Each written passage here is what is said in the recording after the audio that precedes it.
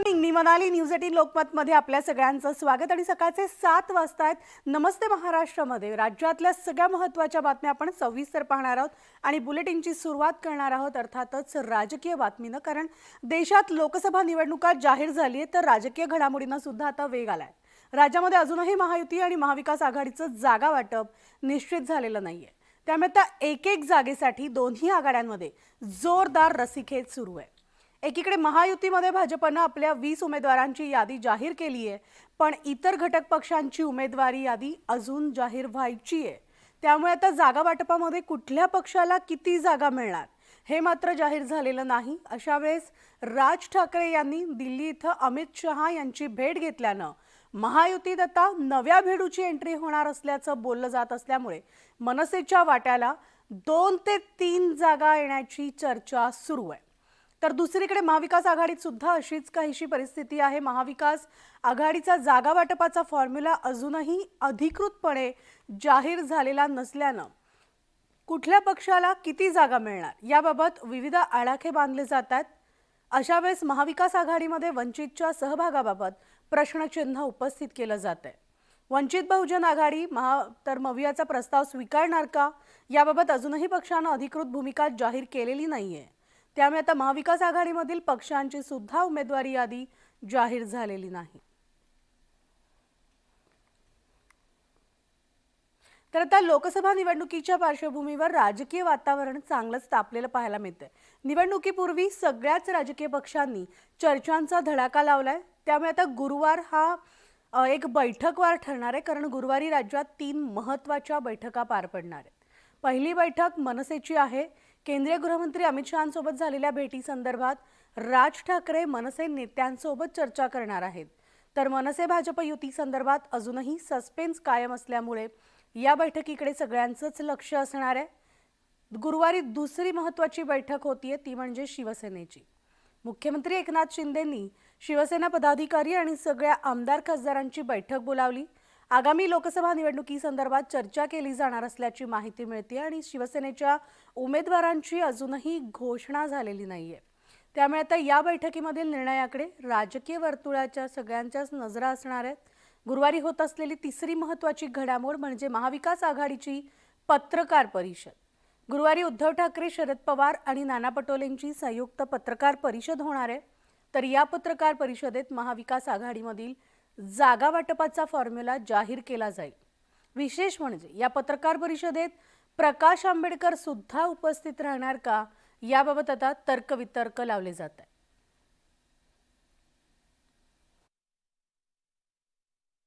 पहिला टप्पा जवळ आलेला आहे, अजूनही जागा वाटप जाहीर झालेलं नाही. 21 तारखेला आम्ही बसून फायनल करू. 21 तारखेला. तर आता प्रकाश आंबेडकर आणि महाविकास आघाडीमधील पक्षांमध्ये सगळं काही अलबेल नसल्याचं चित्र पुन्हा एकदा पाहायला मिळते. वंचित नेते ठाकरे गटाला तसंच शरद पवार गटाला बाजूला करत थेट काँग्रेसची चर्चा सुरू केली आहे. तर वंचितचे प्रमुख प्रकाश आंबेडकर यांनी काँग्रेसचे अध्यक्ष मल्लिकार्जुन खरगे यांना एक पत्र पाठवले. या पत्रामध्ये त्यांनी काँग्रेसला नवा प्रस्ताव दिलेला आहे. काँग्रेसला 7 जागांवर आम्ही पूर्णपणे मदत करण्यास तयार आहोत. वंचितच्या मदतीनं काँग्रेस त्या जागा जिंकेल असा दावा सुद्धा प्रकाश आंबेडकर यांनी केला आहे. तर काँग्रेसकडे आम्ही कोणत्याही अटी ठेवलेल्या नाहीत. मात्र उमेदवारी अर्ज दाखल करण्यापूर्वी काँग्रेसनं प्रस्तावावर त्यांचं मत मांडावं असंही प्रकाश आंबेडकर म्हणाले. तर महाविकास आघाडीसोबत युतीसाठी शेवटपर्यंत आमचे दरवाजे उघडे आहेत असंही त्यांनी सांगितलं.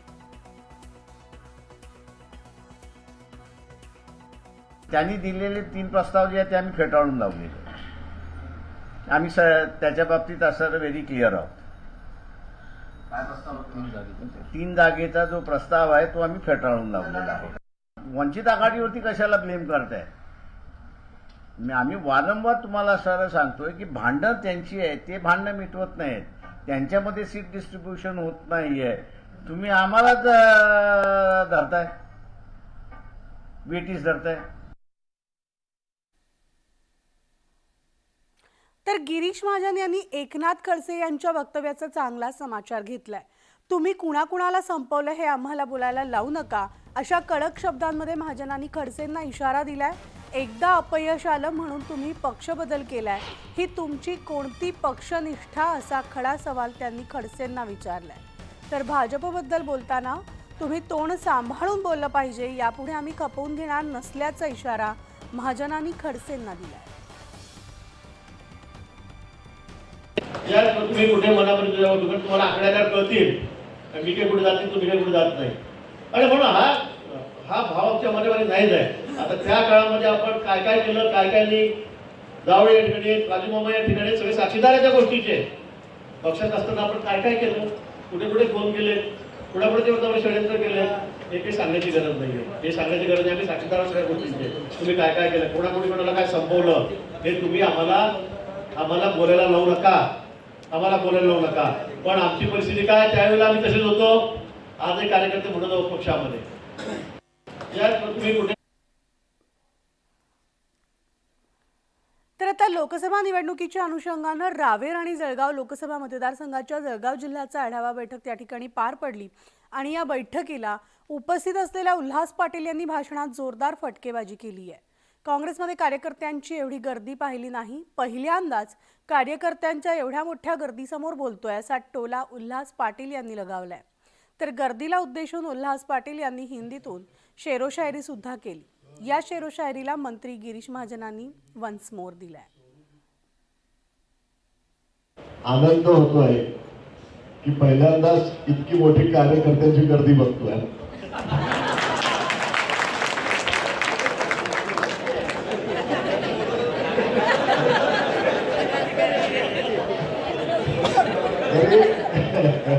आणि इतका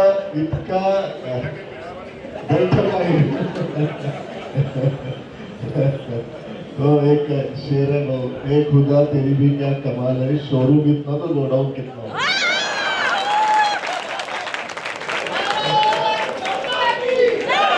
भारत माता की बस वो अच्छा. एक खुदा तेरी भी क्या कमाल है, शोरूम इतना है तो गोडाउन कितना है. तर आता जागांबद्दलचा निर्णय हा वरिष्ठ पातळीवर होणार असल्याचं गिरीश महाजन यांनी माहिती दिली असून खेळीमेळीच्या वातावरणात प्रश्न सोडवणार आहेत. राज्यामध्ये जास्तीत जास्त जागा निवडून आणू, असा विश्वास मंत्री गिरीश महाजनांनी व्यक्त केलाय.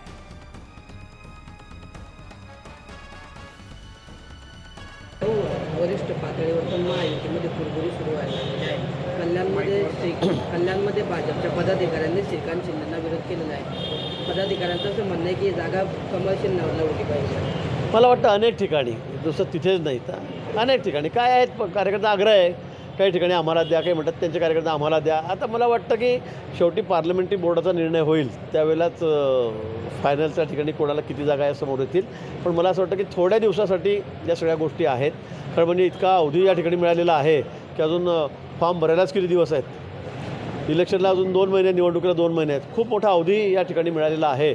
आणि थोडे दिवस या मला वाटतं कुरबुरी थोड्याफार प्रमाणामध्ये या ठिकाणी चालेल. कारण शेवटी कार्यकर्ते त्यांचा अधिकारच आहे की आम्हाला जागा द्या, आपल्या पक्षाला घ्या, ते म्हणतील आपल्या पक्षाला घ्या. 3 पक्ष आम्ही एकत्र आहोत, चौथे आमचे RP आमचे भागीदार आहेत आमचे मित्रपक्ष अजून.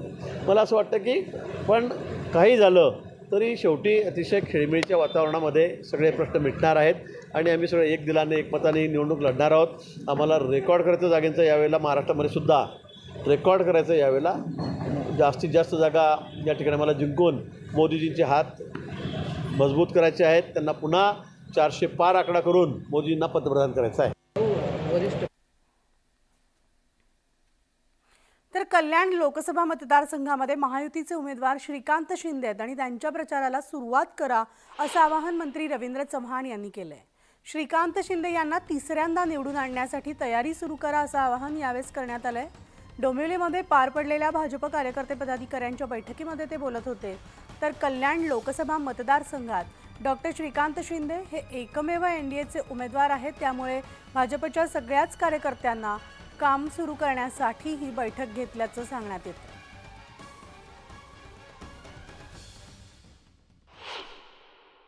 महायुतीचा उमेदवार म्हणून डॉक्टर श्रीकांत शिंदे आहेत आणि त्यांच्या प्रचाराकरता स्वतः मंत्री रवींद्र चव्हाण हे मैदानामध्ये उतरलेले आहेत. चव्हाण साहेब, प्रचाराला सुरुवात झालेली आहे आणि या काळामध्ये नेमकं कोणत्या मुद्द्यांवरती प्रचार करताय आपण? हे आपणा सर्वांना माहीत आहे की कल्याण लोकसभा मतदारसंघ हा वर्षानुवर्ष महायुतीचा बालेकिल्ला समजला जाणारा हा मतदारसंघ आहे. उजव्या विचारसरणीचा असणारा मतदारसंघ आहे. हिंदुत्व आणि विकास या मुद्द्यांवरती चालणारा हा मतदारसंघ आहे.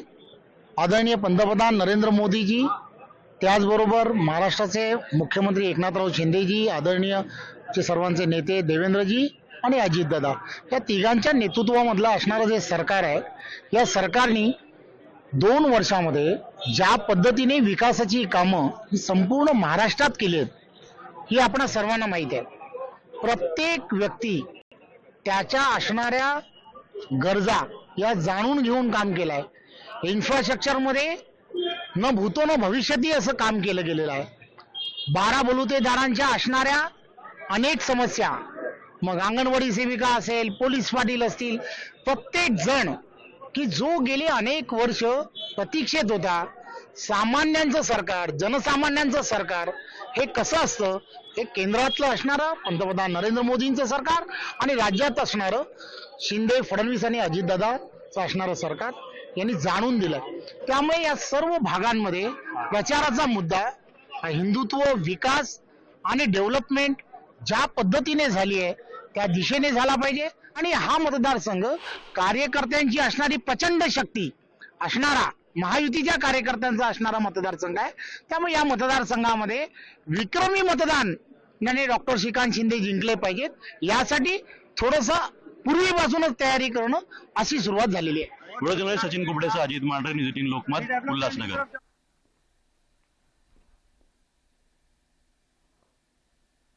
तर महाराष्ट्र नवनिर्माण सेनेचे अध्यक्ष राज ठाकरेंनी दिल्लीत अमित शहांची भेट घेतली आहे.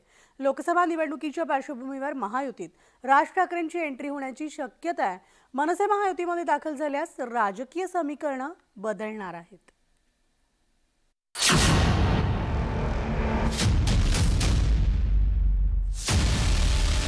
महायुतीत राज ठाकरेंची एंट्री, मनसेचं इंजिन युतीच्या ट्रॅकवर, लोकसभेकरता युतीची मोर्चे बांधणी.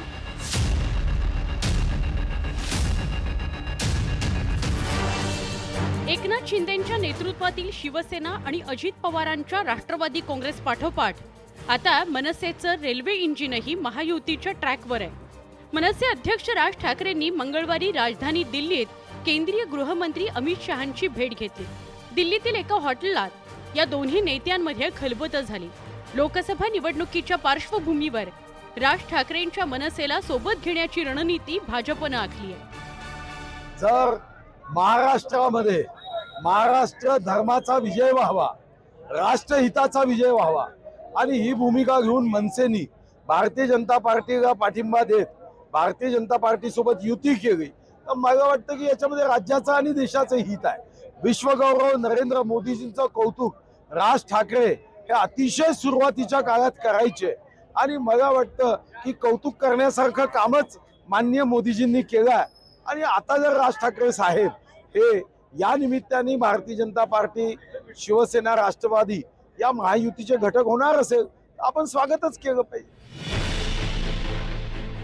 महाराष्ट्राच्या राजकारणात राज ठाकरेंच्या महाराष्ट्र नवनिर्माण सेनेचं वेगळं स्थान आहे. तसंच राज ठाकरेंभोवती राजकीय वलय कायम आहे. लोकसभा निवडणुकीत मनसे फॅक्टर महत्त्वाचा ठरण्याची शक्यता नाकारता येत नाही. या पार्श्वभूमीवर भाजपनं राज ठाकरेंना आपल्या बाजूनं वळवण्यात यश मिळवलं. निवडणुकीच्या अशा ऐन वातावरणात राज ठाकरेंची जी दिल्लीची मला माहित नाही. बघा, मी त्यांच्यावरती बोलू इच्छित नाही. दिल्लीत जाणं किंवा अन्य कुठे जाणं हा त्यांचा अधिकार, हा देश सगळ्यांचा आहे. पण युतीच्या मला असं कळलं की रात्री त्या नेत्यांना भेट मिळाली नाही, सकाळी बोलवलंय. पण अशा बातम्या वाचत असतो आम्ही, त्याच्यावरती काय खास मत व्यक्त करावं अशी माझी भूमिका नाही. गेल्या काही वर्षात राज ठाकरेंची भाजपशी जवळीक वाढली आहे. विशेषतः महाविकास आघाडीच्या सत्तेत राज ठाकरेंनी मशिदीवरील भोंग्यांचा मुद्दा लावून धरला होता. त्यामुळे उद्धव ठाकरेंच्या नेतृत्वातील महाविकास आघाडी सरकारची चांगलीच कोंडी झाली होती. त्यावेळी भाजप मनसेमधील संभाव्य युतीची चर्चाही रंगली होती. मात्र दरम्यानच्या काळात शिवसेना आणि राष्ट्रवादी काँग्रेस फुटली आणि राज्यात महायुती उदयास आली. अजित पवारांच्या महायुतीतील प्रवेशावर राज ठाकरेंनी जाहीर नाराजी व्यक्त केली होती. पण आता राज ठाकरेंची पावलं महायुतीकडे वळली आहेत. सन्मान्य राजसाहेब दिल्लीला गेलेले आहेत. ते कोणाला भेटतायत, कशासाठी गेलेत, या गोष्टी येणाऱ्या काही तासात स्पष्ट होतील. मात्र एवढं मी नक्की सांगेन आणि एवढं आत्मविश्वासाने सांगेन की सन्मान्य राजसाहेब जो निर्णय घेतील तो महाराष्ट्राच्या हिताचा असेल, हिंदुत्वाच्या हिताचा असेल, मराठी माणसाच्या हिताचा असेल आणि पक्षाच्या हिताचा असेल. राज ठाकरेंच्या मनसेनं स्थापनेनंतर 2009 साली लोकसभा निवडणूक लढवली होती. त्या निवडणुकीत मनसेच्या उमेदवारांनी लक्षणीय मतं मिळवली होती. पुढे 2014 मध्ये राज ठाकरेंनी मोदींना पाठिंबा देत लोकसभा निवडणूक न लढवण्याचा निर्णय घेतला होता. तर 2019 मध्ये त्यांनी काँग्रेस आघाडीला पाठिंबा दिला होता. गेल्या लोकसभा निवडणुकीत राज ठाकरेंनी लावा रे तो व्हिडिओच्या माध्यमातून प्रभावी प्रचार केला होता. त्यामुळेच यावेळी भाजपनं राज ठाकरेंना सोबत घेण्याची रणनीती आखली आहे. मनसे महायुती सोबत आल्यामुळे महायुतीचं राजकीय बळ वाढणार आहे. Bureau report, news 18 Lokmat.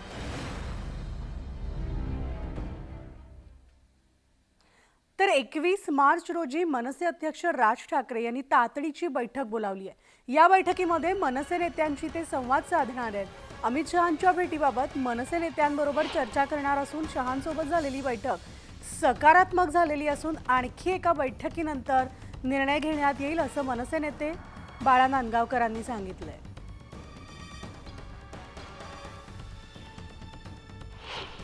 एकंदरीत सकारात्मक चर्चा झालेली आहे. आणखीन एखादी मीटिंग होईल, त्याच्यानंतर त्यातला निर्णय बाहेर पडेल. त्यामुळे फलदायी चर्चा आहे. एवढ्या पुरतच मर्यादित मी तुम्हाला आज माहिती देऊ शकतो.